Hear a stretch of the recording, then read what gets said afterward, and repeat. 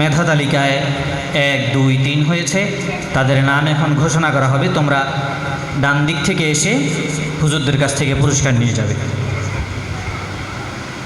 প্রথম স্থান অধিকার করেছে মোহাম্মদ মহিবুল্লাহ। আছো? মহিবুল্লাহ। এই ছেলেটা অসুস্থ, সে প্রায় অসুস্থ থাকে। আমরা তার জন্য দোয়া করব, আল্লাহ রাব্বুল আলামিন যেন তাকে সুস্থ করে দেন এবং কোরআনের খাদেম হিসাবে আল্লাহ রাব্বুল আলামিন যেন তাকে বিশ্বব্যাপী কবুল করেন। আমরা সকলে বলি আমিন।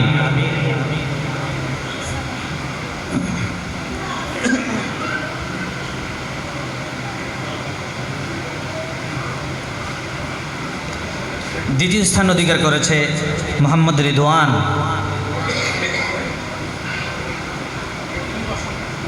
আমরা তার জন্য দোয়া করব, আল্লাহ রাব্বুল আলামিন যেন তাকে বিশ্বময় কোরআন এবং দ্বীনের জন্য আল্লাহ রাব্বুল আলামিন তাকে কবুল করেন। সকলে বলে আমিন।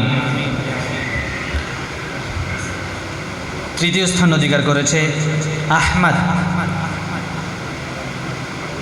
আমরা আহমদের জন্য দোয়া করব। আজকে আহমদ আসরের নামাজের পরে চমৎকার একটা ইসলামী সঙ্গীত পরিবেশন করেছে, তার জন্য আমরা দোয়া করব, আল্লাহ রাব্বুল আলামিন যেন আহমদকে দ্বীনের জন্য কবুল করেন, বিশ্বময় কোরআন এবং সুন্নাহর জন্য তাকে কবুল করে নেন। আমরা সকলে বলে আমিন। ছাত্রদের পুরস্কার পর্ব শেষ হলো। এখন আরও একজন পুরস্কার নেবে। চতুর্থ স্থান অধিকার করেছে মোহাম্মদ আহমদ মোহাম্মদ, দুইজন মনে ভাই, হ্যাঁ আপন ভাই। আচ্ছা আচ্ছা, আহমদ মোহাম্মদ এরা দুইজনই আপন ভাই। মাশাআল্লাহ, এমন ফ্যামিলি আমরা চাই, এমন গার্জিয়ান আমরা চাই যাদের মেহনত কোশিশে দুই ভাইয়ের দুই ভাই মেধা তালিকা চলে এসেছে এবং এটা সকলের পক্ষেই সম্ভব। আমরা যারা গার্জিয়ান আছি, আমরা যদি চেষ্টা করি যে আমার ছেলে আগামী পরীক্ষায় ইনশাল্লাহ মেধা তালিকায় আসবে, আমি আমার এদিকে ওস্তাদ তার জায়গা থেকে ভূমিকা পালন করবে, আমি আমার বাসা থেকে যতটুকু ভূমিকা পালন করার সেতটুকু ভূমিকা পালন করবো ইনশাল্লাহ। আমরা প্রস্তুত আছি তো ইনশাআল্লাহ? ইনশাআল্লাহ। এটা ছাত্রদের পুরস্কার পর্ব অনুষ্ঠান শেষ হলো। এই পর্যায়ে আরেকটি পুরস্কার পর্ব অনুষ্ঠান হবে, যেটি আমি শুনে খুবই অবাক হয়েছি। মোহতামিম সাহেব গার্জিয়ানদের জন্য পুরস্কারের ব্যবস্থা করেছেন। যে সকল গার্জিয়ানরা নিয়মিত সবসময় ছাত্রদের ব্যাপারে, নিজের সন্তানের ব্যাপারে, মোহতামিম সাহেব যাদেরকে বাছাই করতে পেরেছেন যে তিনি আসলে সবসময় নিজের সন্তানের ব্যাপারে কেয়ারফুল, তার যে দায়িত্ব ছিল গার্জিয়ান হিসাবে সেই দায়িত্ব সে পালন করতে পেরেছে।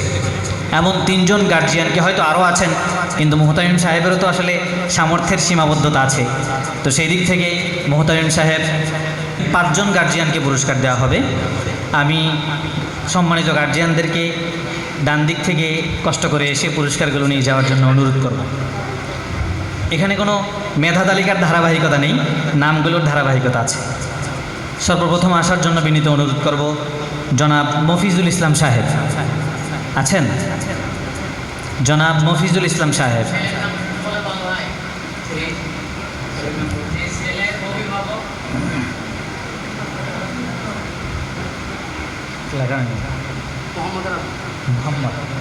মোহাম্মদ পুরস্কার পাইছে না? মোহাম্মদ আহমদ পুরস্কার পাইছে। ইনি হচ্ছেন সেই গার্জিয়ান যে 2 ভাই আহমদ মোহাম্মদ, এরা দুইজনই পুরস্কার পেয়েছেন। সেই ছাত্রের গার্জিয়ান হলো জনাব মফিজুল ইসলাম সাহেব। আল্লাহ রাব্বুল আলামিন জনাব মফিজুল ইসলাম সাহেবকে দ্বীনের জন্য কবুল করেন। আমরা সকলে বলি আমিন। সন্তানদের প্রতি আরও বেশি দায়িত্ব বোধ আল্লাহ বাড়িয়ে দেন, সেজন্য আমরা সকলে বলি আমিন। এরপরে নাম ঘোষণা করছি জনাব মিজানুর রহমান সাহেব।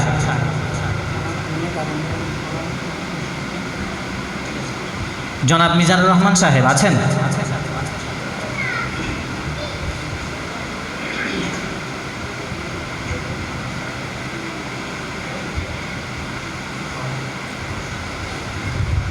আমরা মাদ্রাসা কর্তৃপক্ষ এবং আজকের অনুষ্ঠান থেকে জনাব মিজানুর রহমান সাহেবকে ধন্যবাদ জানাই উনি এই অবস্থানটা অর্জন করার জন্য।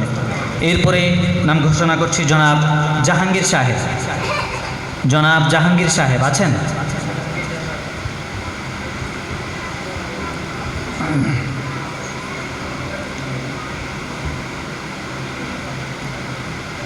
এরপরে নাম ঘোষণা করছি জনাব আতাউল্লাহ সাহেব।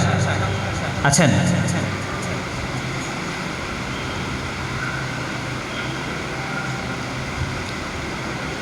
ওনার সন্তান তাওহীদুল ইসলাম তালহা আজকে খুব চমৎকার তেলাওয়াত সে করেছে, এবং আমি মনে করি এই চমৎকার তেলাওয়াতের পিছনে ওস্তাদদের যেমন ভূমিকা আছে, মৌন ভূমিকা ওস্তাদদের আছে, পাশাপাশি বাবা হিসাবে তারও ভূমিকা আছে।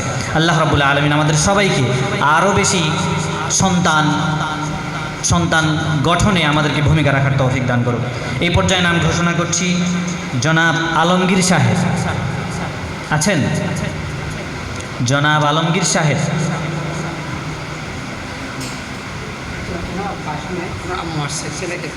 আচ্ছা, ছেলে কি? জনাব আলমগীর সাহেব সম্ভবত আসেননি। ওনার ছেলে একটু আগে যে কোরআনে কারীম থেকে তেলাওয়াত করবো, মোহাম্মদ মুস্তাকিম, তার মা এসেছে, তো মায়ের পক্ষ থেকে সন্তান পুরস্কার গ্রহণ করছে। আমরা এই গার্জিয়ানদেরকে, যারা পুরস্কার প্রাপ্ত হয়েছেন তাদের সহ সমস্ত গার্জিয়ানদেরকে, আজকে যারা এসেছেন আপনাদের গুরুত্বপূর্ণ সময় ব্যয় করে মাদ্রাসা কর্তৃপক্ষের আহ্বানে আপনারা